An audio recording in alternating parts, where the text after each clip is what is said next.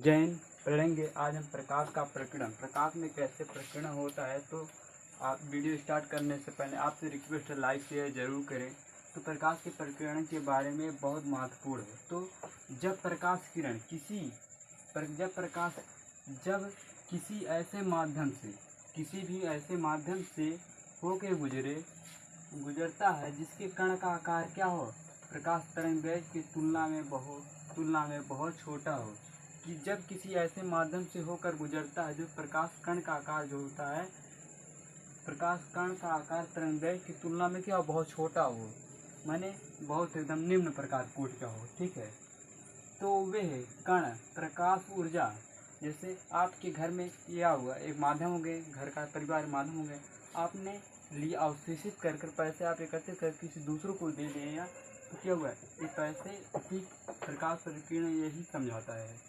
तो क्या एक कण ऊर्जा को अवशोषित करके उसको अन्य दिशा में विकृत माने फैला देते हैं।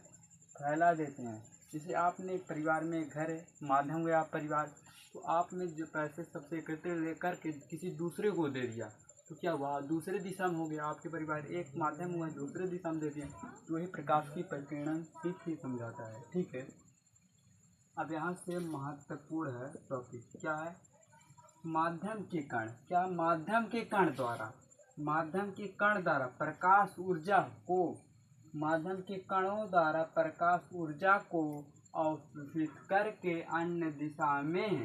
अन्य दिशा माने जिधर से अवशोषित किया गया हो उस दिशा में नहीं, उसके अतिरिक्त किसी भी दिशा में पुनः विकृत माने फैला देने करने की क्रिया को प्रकाश का प्रकीर्णन कहते हैं।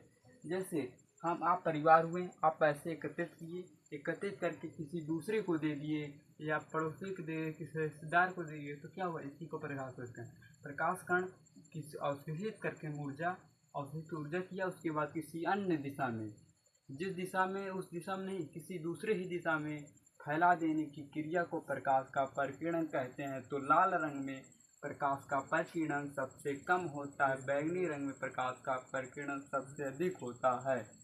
जय हिंद। अब दूसरे वीडियो में मिलते हैं।